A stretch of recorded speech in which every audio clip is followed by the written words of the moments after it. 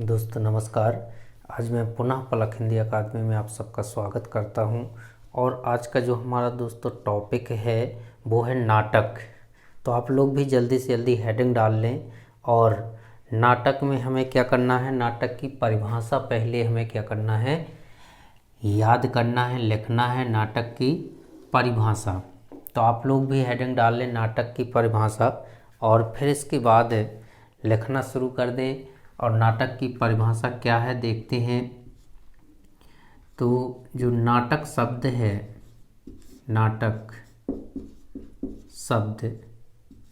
नाटक शब्द संस्कृत की नट धातु से बना हुआ है। किससे बना हुआ है? नट धातु से बना हुआ है दोस्तों। नट धातु से बना हुआ है। किससे बना हुआ है?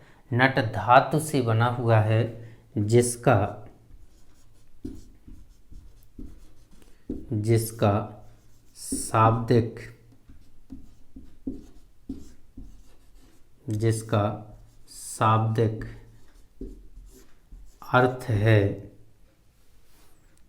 शाब्दिक अर्थ है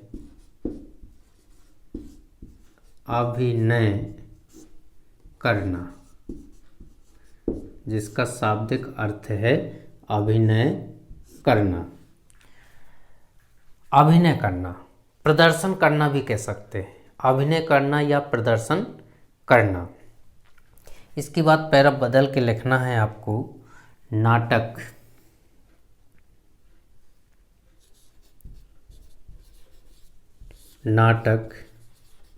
एक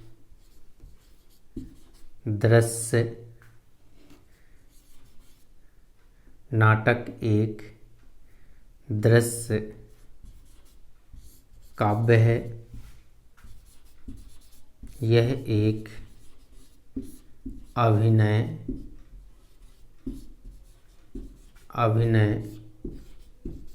परक विधा है। अभिनय परक विधा है। इसमें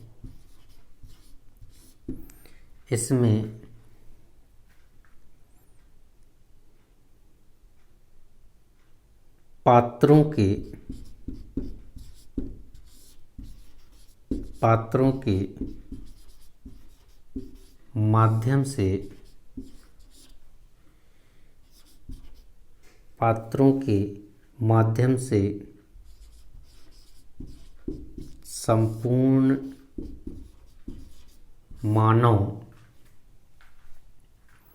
जीवन चरित्र का वर्णन रंगमंच पर प्रस्तुत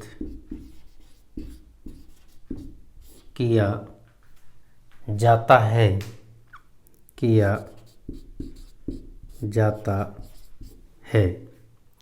जी आपको लिखना है नाटक की परिभाषा में।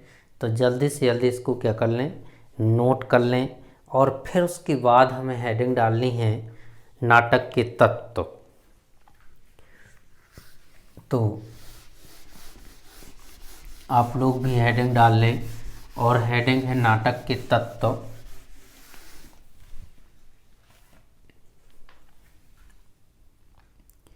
हेडिंग डालनी है और हेडिंग का नाम है नाटक के तत्व।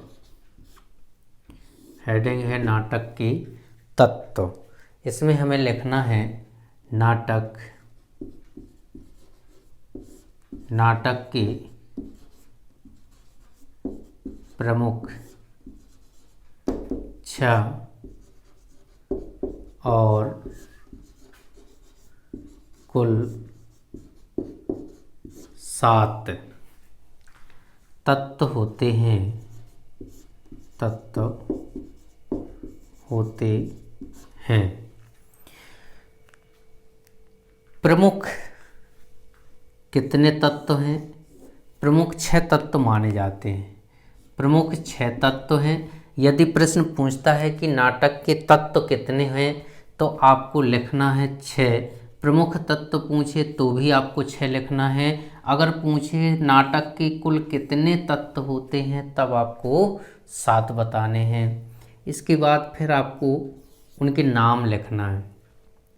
तो नाम में लिखा हमने कथा वस्तु, दूसरा पात्र या चरित्र चित्रण, पात्र व चरित्र चित्रण। इसके बाद तीसरा जो तत्व है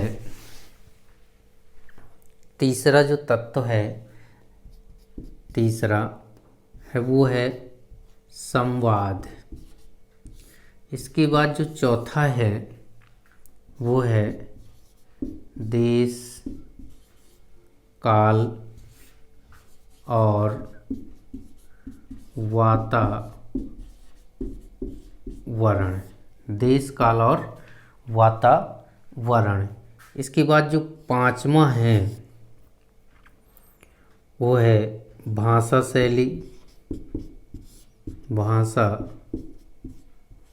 शैली, और 6वां है उद्देश्य। जी आपके प्रमुख कितने हो गए? 6 तत्व हो गए। इसके बाद जो 7वां तत्व जुड़ा हुआ है, 7वां तत्व है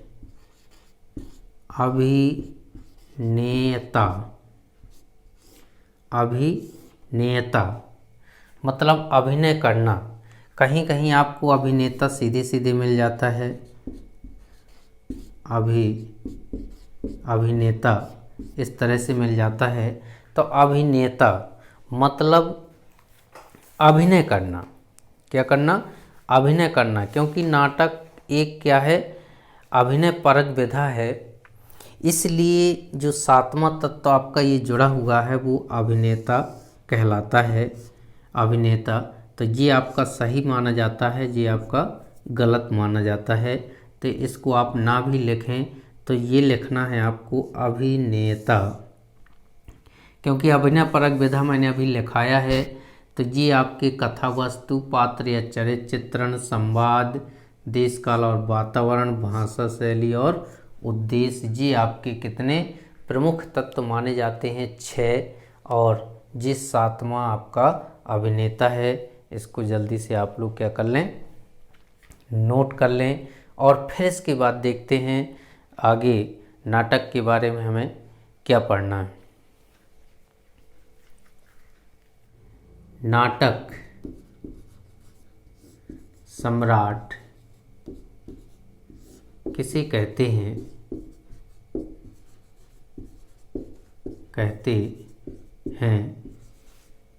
उनके 2 नाटकों के नाम लिखें। ये आपका प्रश्न पूछा जाता है परीक्षा में। तो जल्दी से जल्दी आप क्या करें? इसका आंसर लिख लें। नाटक सम्राट किसे कहते हैं ये आप लोगों को पता होगा। नाटक सम्राट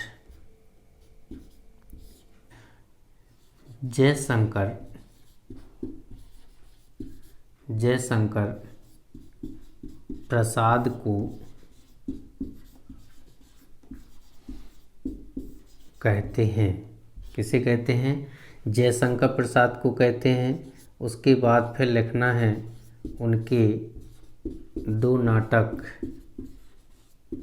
निम्न हैं। उनके 2 नाटक निम्न हैं। नंबर 1 चंद्रगुप्त, दूसरा स्कंदगुप्त तीसरा ध्रुव स्वामिनी। इस तरह से इनके क्या हैं, ये नाटक हो गए आपके। तो ये प्रश्न परीक्षा में पूछा जाता है, ध्यान दें, ये वेरी मोस्ट प्रश्न है। नाटक सम्राट किसे कहते हैं?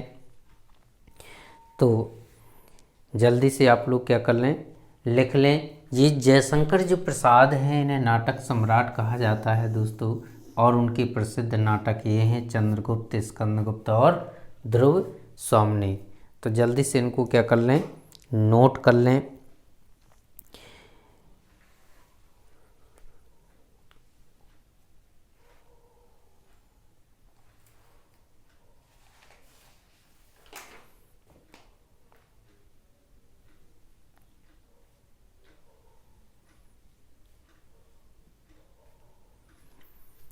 इसके बाद एक नाटककार का और नाम लिखना है आपको। तो ये तो हो गए नाटक सम्राट किसे कहते हैं, तो जयशंकर प्रसाद को कहते हैं और उनके नाटक हो गए। इसी के बाद आपको क्या करना है, एक दूसरा नंबर डालना है और दूसरे नंबर पे आपको लिखना है मोहन राकेश। मोहन राकेश, मोहन राकेश। इनकी जो नाटक हैं इन्हें भी आपको याद करना है, क्योंकि ये दो नाटककारों के नाम कभी कभी पूछ लिए जाते हैं। तो एक तो जयशंकर प्रसाद आपने लिख लिया है और दूसरा ये मोहन राकेश है। तो मोहन राकेश में आपको लिखना है नंबर 1 जो इनका नाटक है आषाढ़ का एक दिन। आषाढ़ का एक दिन। दूसरा है आधे अधूरे। दूसरा है आधे अधूरे। तो इस तरह से आपको इनके दो नाटक याद करना है। तो एक तो हो गया नाटककार में जयशंकर प्रसाद का नाम, दूसरा हो गया मोहन राकेश, और दोनों के आपको दो दो नाटक याद कर लेना है।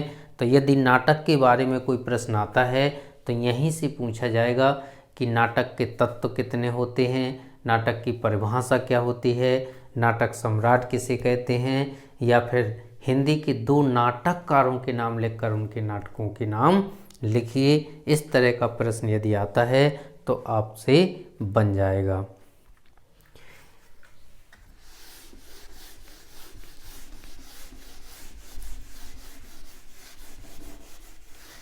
इसके बाद आपको हेडिंग डालनी है और वह हेडिंग है आपकी एकांकी। क्या करना है दोस्तों, अगली हेडिंग डालनी है आपको एकांकी, और एकांकी में आपको हेडिंग डालनी है एकांकी की परिभाषा। एकांकी की परिभाषा। तो आप लोग भी जल्दी से जल्दी हेडिंग डाल लें एकांकी की परिभाषा। तो इसमें लिखना है एक अंक वाली रचना एक अंक वाली रचना एकांकी कहलाती है। एक अंक वाली रचना क्या कहलाती है, एकांकी कहलाती है। ये आपको वन वर्ड में प्रश्न मिलता है, एक अंक वाली रचना को क्या कहते हैं, तो एकांकी कहलाती है। इसके बाद फिर आपको लिखना है एकांकी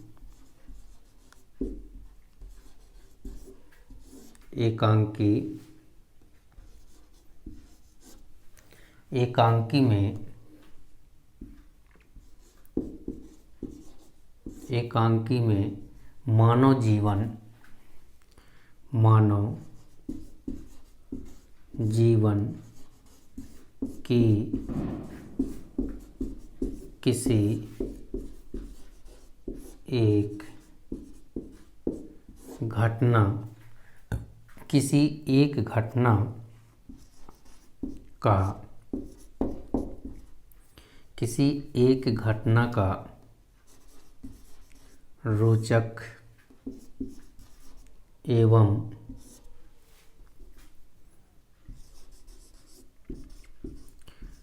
कुतूहल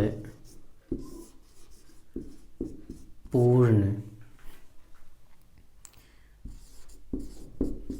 वर्णन प्रस्तुत किया जाता है,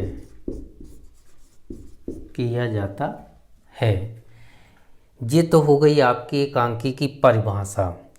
अब आपको क्या करना है, हेडिंग डालनी है एकांकी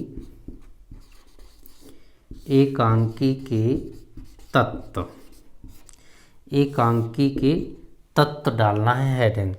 तो ये तत्वों में आपको क्या करना है कि जो तत्व आपने नाटक के लिखे हैं, किसके लिखे हैं, नाटक के जो तत्व लिखे हैं आपने कि प्रमुख 6 और कुल 7 होते हैं, यही सेम आपके जो नाटक के तत्व हैं वही किसके तत्व हैं, एकांकी के हैं। तो ये आप लोग क्या कर लें, नोट कर लेंगे, आप लोगों से ये बन जाएगा, क्योंकि जो तत्व नाटक के मैंने अभी लिखाए हैं वही सेम ज्यों के त्यों किसके हैं, एकांकी के हैं। तो ये चीज़ आप लोग क्या हेडिंग डालना है, एकांकी कार, और एक तरफ आपको हेडिंग डालना है एकांकी, एकांकी कार, और कह दें उनके एकांकी। तो यहाँ पर सबसे पहले आपको नाम जो लिखना है एकांकी में, उसमें लिखना है जयशंकर प्रसाद का, जयशंकर प्रसाद। इनका जो एकांकी है वो है, इनका जो एकांकी है जयशंकर प्रसाद का वो है एक घूंट। क्या है, एक घूंट। जी जयशंकर प्रसाद का एकांकी है। और इसके बाद यहाँ पर कोष्टक में लिखना है आपको हिंदी का पहला एकांकी। जी चीज़ आपको क्या करनी है, ध्यान रखनी है कि जो एक घूंट है इसको हिंदी का पहला एकांकी माना गया है। एक घूंट हिंदी का पहला एकांकी, ये चीज़ आपको ध्यान रखना है, क्योंकि जयशंकर प्रसाद ने जो एकांकी लिखा है एक घूंट, इसको हिंदी का पहला एकांकी माना गया है। इसके बाद जो दूसरी इनकी रचना है वो कल्याणी है। पहली हो गई एक घूंट और दूसरी हो गई क्या, कल्याणी हो गई। इसके बाद अगर और तीसरी लिखना हो तो तीसरी आप लोग लिख सकते हैं सज्जन। तो जो भी आप लोगों को इनमें से याद हो जाए वो याद कर सकते हैं। एक घूंट, कल्याणी और सज्जन किसकी है, ये जयशंकर प्रसाद की क्या है, एकांकी हैं। इसके बाद फिर दूसरा आपको एक और लिखना है, क्योंकि दो दो हमें याद करना है। कितने कितने, दो दो याद करना है हमें। तो इस तरह से जयशंकर प्रसाद का आपने याद कर लिया, एक घूंट। इसके बाद डॉक्टर राम कुमार वर्मा का नाम आप लोगों ने सुना होगा। डॉक्टर राम कुमार वर्मा, डॉक्टर राम कुमार वर्मा, इनका नाम आप लोगों ने सुना होगा। तो इनकी जो एकांकी है डॉक्टर राम कुमार वर्मा की, इसमें दीपदान, दीपदान जो हिंदी मीडियम के बच्चे हैं उन लोगों ने ये दीपदान 9th क्लास में पढ़ा होगा। दीपदान एक रोचक घटना का वर्णन, या कह दें एक घटना का वर्णन, और वह बहुत ही रोचक घटना का वर्णन होता है। और दूसरी जो है वो है रेशमी, टाई, रेशमी टाई। तो ये उनकी दूसरी रचना है रेशमी टाई, और पहली है दीपदान। तो इस तरह से आपको दीपदान और रेशमी टाई डॉक्टर राम कुमार वर्मा की जी रचनाएं याद करना है। अगर और याद करना हो तो फिर जो तीसरी है वो है पृथ्वीराज की आँखें। तीसरी जो है वो है पृथ्वीराज की